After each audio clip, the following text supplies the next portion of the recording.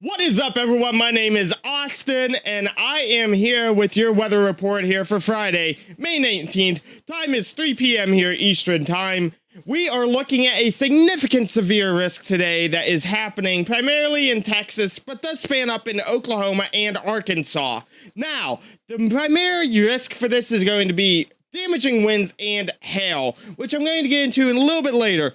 But right now, the major risk that the National Weather Service Storm Prediction Center is watching is the risk for tornadoes. Now, looking at everything, it could only be 1 or 2 tornadoes. We're not tracking any outbreak or nothing like that. Far from it. If anything, they're going to be most likely short-lived, quick spin-ups. And this is going to primarily be affecting Sulphur Springs, Sherman, Paris, Texarkana, going up into Fort Smith, Arkadelphia, Dirks, Piney, and Atoka. You also have McAllister. It's primarily going to be just this green circle, which was for the day 1 convective outlook, the tornado probability. Now, the other risk that we are looking at is primarily hail and wind. This is primarily going to be happening from Dallas down to San Antonio, Austin, San Angelo, Midland.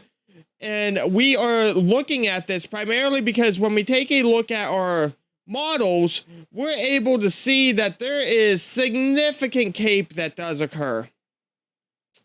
This is the 3-hour CAPE. And again, I'm going to draw on the screen here, like I normally do, where the slight risk is that they are watching. And that is right here. This is the GFS. This is the high resolution GFS. Now, this is at 8 p.m. Eastern Time. This is at 11 p.m. Eastern Time.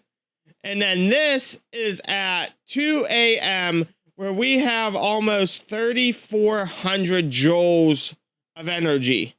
Now, they're primarily tracking hail and high winds down in here. This is where I'm drawing. This is where they're expecting the majority of the hail and the wind events to occur.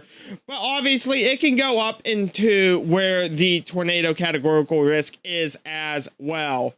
Well, we take a look here. We do look at the cloud cover. With the cloud cover, we can see that it's kind of sparing. Anywhere from 19 to 12% in parts. There are parts where it could be up to 99 to 100%. It's very sparing. Then, if we was to take a look here at our dew points will start earlier in the day at 3 p.m. about mid-70. And as it starts to move across here, obviously it's going to get colder. This is that low pressure coming in on the west side.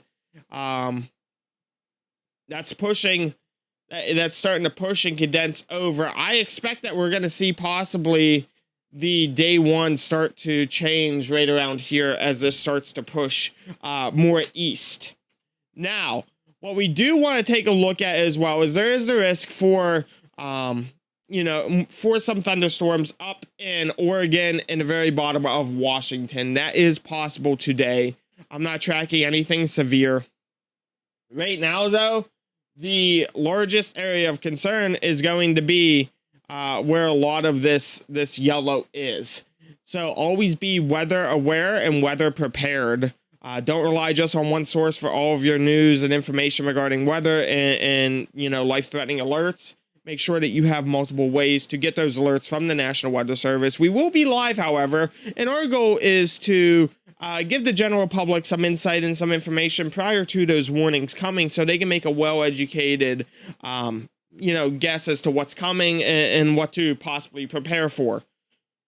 But we're going to hop over and take a look at some of the meteorology maps and the models and everything and see what exactly is happening. Okay, so now we are looking at the maps, and we're going to see immediately what's going on up here. We have a low pressure system that kind of broke off and came down from Canada, and it's just hovering right above Minnesota and Wisconsin. We was supposed to have this a little bit further down, and we didn't. But we're going to just, this is part of that low pressure that cold front that's coming up here from Mexico. And you can see how it starts to come over. And I mean, it does. It just starts to sit over Oklahoma in this middle part of Texas here. Now that is going to definitely make these start to die out, and why we're going to have, you know, a couple days of quietness, if you want to call it that. However, we're looking at today right now and seeing what's going on. So if we're going to take a look at this CAPE basically tells you, hey, how much energy is available. So as we take a look, this is going to be right around 4 p.m. Eastern time. So in about an hour, that's what the CAPE's going to look like.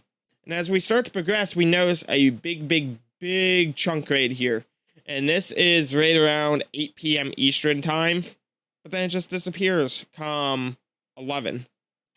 So what we are taking a look at here is going to be lots of hail. Right around Dallas down to San Antonio, there's going to be a lot of hail. And even if we look at the helicities, I'm just not seeing it. You know, we take a look up here. We have a marginal severe risk. The CAPE is much lower. Not expecting much hail.